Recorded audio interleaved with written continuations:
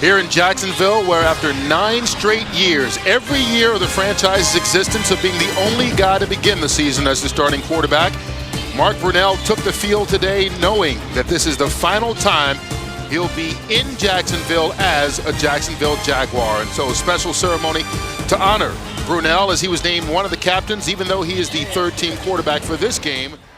Leftwich from the shotgun. Underneath to Taylor, and they found a different way to put the ball in his hand. Taylor back in on third down, needs the 40 for the first. Caught Jimmy Smith's first catch. Ball on the 31-yard line. Leftwich. Intercepted. Ashley Ambrose with his third interception of the year. And that stalls the opening drive by the Jaguars. Third down, best in the league at converting almost half of the time. And they keep that conversion rate going upward. Confident about what they're going to do next year. Here's McAllister out of the backfield with running room. Makes a move by Donovan Darius. Saints can get a first down at the 6. This is where they want to blitz, Kurt. They're showing it. Batted down at the line of scrimmage. John Henderson, all 6'7" of him, gets in there and does a little Mutombo at the end with the finger wave. 33 yards away. It's down, it's up, and it's good. Simple offense that let them focus on defense. Hands it off to Fred Taylor. Taylor gets it outside, gets enough for the first down and more. Taylor won't get there as he's hitting the backfield.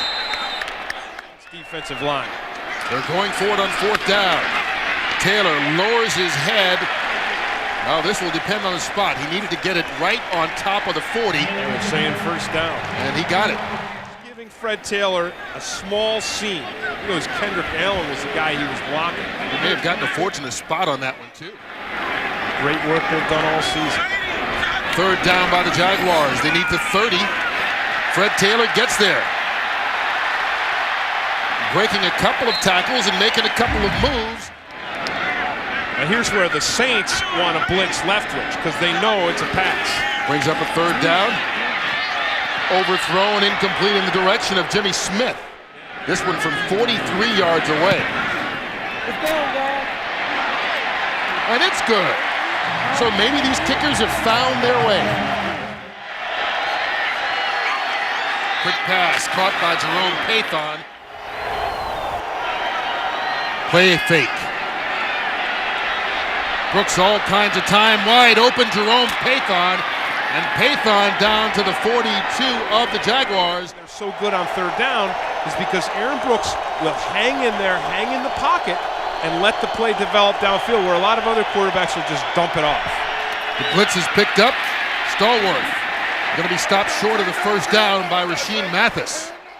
3 wide receivers and the tight end, Bull Williams, split out wide.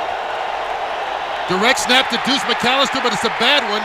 And McAllister falls on it to save it from being scooped up by the Jaguars. So they try a trick play and the execution was horrible. Well, we'll find out how correct they are at predicting. Forget bringing the presents. See what you know about the future, Mr. Claus. Fred Taylor, a busy afternoon already, all the way down to the 39-yard line of New Orleans. Fred Taylor on the underneath route. Taylor 51 yards rushing, 31 receiving. That one bounces in the air and almost picked off. They're lucky it wasn't. There's Taylor with another big chunk down inside the 30, and Taylor with a gain of 20 on the run, adding to his total. He's now over the 100-yard mark in total yardage already. I love it, man. Second down after the run by Tofield. Leftwich dumps it off. Tofield with room towards the end zone, in for the touchdown.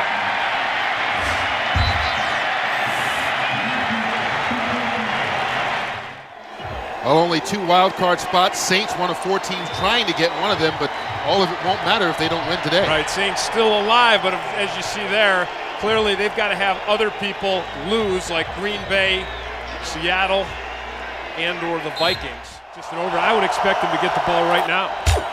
Brooks on third down. There he is, Joe Horn. And Horn. They need the 47. Brooks strong arms it, but throws it into the ground for Joe Horn, and it's incomplete. You see some of the other great quarterbacks. We talked about Eli Manning playing in that game, but Staubach and Theismann, our own Troy Aikman. Leftwich is picked off again. Second time today, this time by Fred Thomas. And Thomas, bobbing and weaving his way, still alive. Down inside the 10-yard line, Fred Thomas. Thinking Joe Horn. Three receivers bunched to the right. He goes left for Boo Williams, and Williams goes up and makes a catch.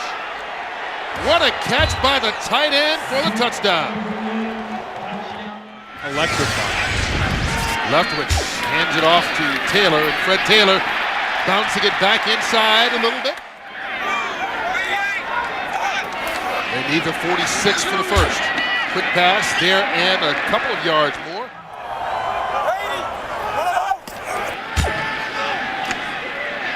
Leftwich catches Kevin Johnson down the sideline, and Johnson, who may be that other receiver that they've been looking for, picks up 27. First down on the 12. Leftwich with time, pulls it down and runs, bouncing it. Leftwich down near the 2-yard line. Orlando Ruff saved the touchdown. But he does a nice job here of just sensing that there's some open space and picking up the first down. So you don't always have to have the best running ability, but well, that certainly helps. Fred Taylor takes it in for the touchdown. And you see his little phone celebration. Well, Fred Taylor with an answer to last week's cell phone call by Joe Horn, and this one, AFC, things a bit less clouded. Right, and I think the thing you have to remember here with Cincinnati and Baltimore, they need the 47 for the first. Brooks will be sacked.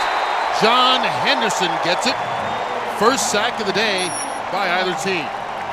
Well, this is the day the torch is officially passed from Mark Brunell to Byron Leftwich. Brunell honored before the game. Leftwich pitching out to Fred Taylor, and Taylor breaking through a hole, getting out into Saint territory. On third down, needing the 34. Troy Edwards slipped right there. Since he's been back, has kind of solidified their defense. Here's where they can blitz Byron Leftwich. On third down, Taylor lost his footing right on the 25-yard line, and that may have been the difference in the first down. They've had more fourth down attempts than any team in the National Football League this year. Fred Taylor won't get that one. Boy, that was a great play by Jay Bellamy. New Orleans hoping their team can get a win today to stay alive in the playoff hunt. Jacksonville thinking otherwise as Deuce McAllister makes the catch out of the backfield. They've got to do what they did on the last play, a nice pass and a nice catch. They do it the other way this time, and similar results as McAllister. McAllister caught in the backfield. He'll be dropped for a loss. And Donovan Darius. My mistake. Lamar Smith had not gotten the first down, so this is a fourth down, and they get the 38-yard field goal to pull within 4. I mean, there's a million different situations right now where starters' jobs may be opening, especially with all the coaching changes expected this offseason. Leftwich lofts one up, and it's caught. George Reister, the big tight end, with his first catch of the ball game.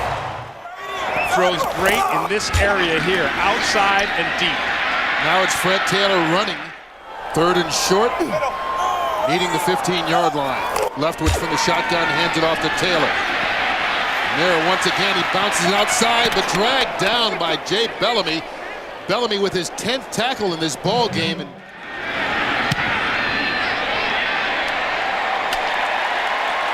Marler remains incredibly calm under pressure. Saints needs a 34 for the first. Penalty flag on the play. Caught by Joe Horn at the 44. 1,000-yard year. Here's Deuce McAllister. McAllister lost the football. Jacksonville recovers. Hard count by Leftwich, draws the flag. Taylor through the hole. Fred Taylor down inside the 25-yard line to the 23.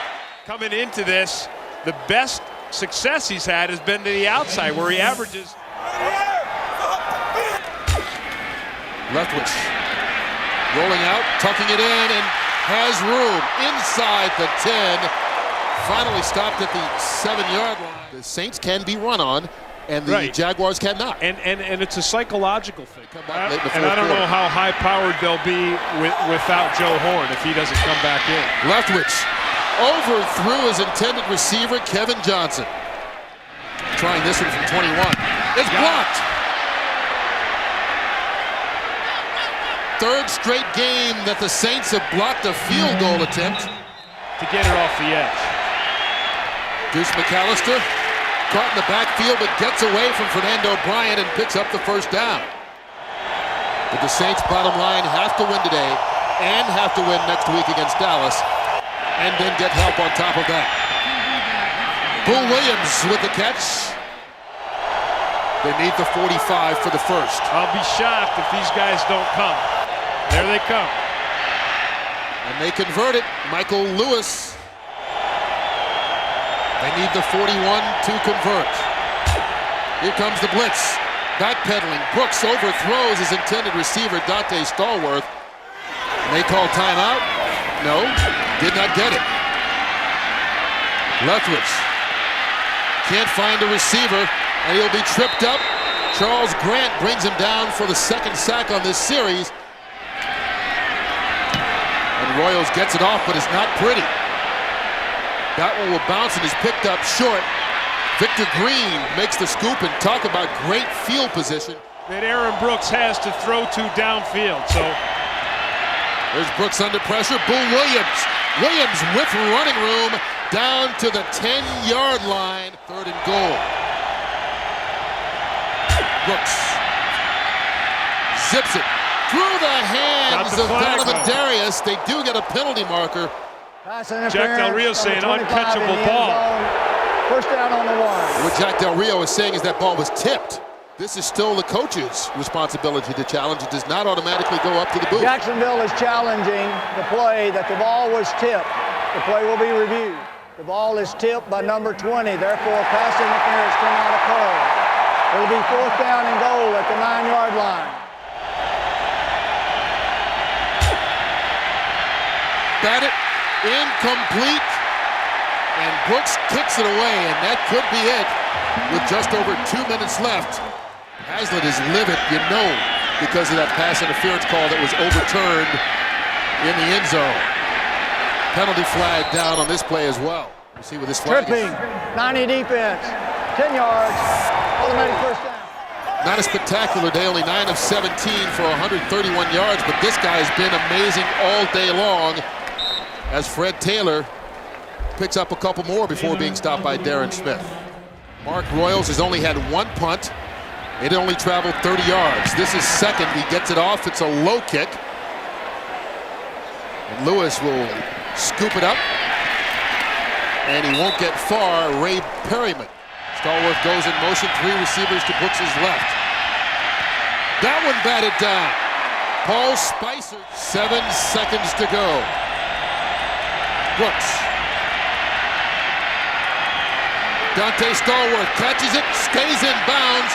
He's going to have to score on this one, and he's got a chance. Getting a couple of blocks, laterals it over to Michael Lewis.